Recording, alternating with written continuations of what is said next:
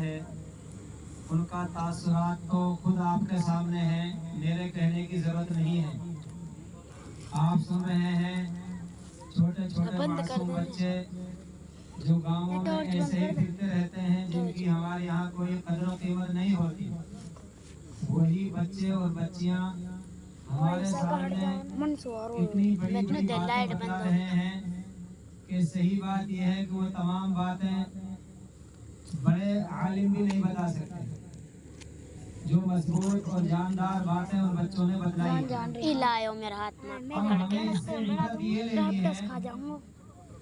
कि हमारे वो मासूम बच्चे जो सुबह से शाम तक फिरते रहते हैं और थोड़ी सी जब बड़ी उम्र को होते हैं 12, 13, 14, 15 साल को, तो फिर वो दूसरे बुरी आदतों में मुलव्वस हो जाते हैं। तरह तरह की आदत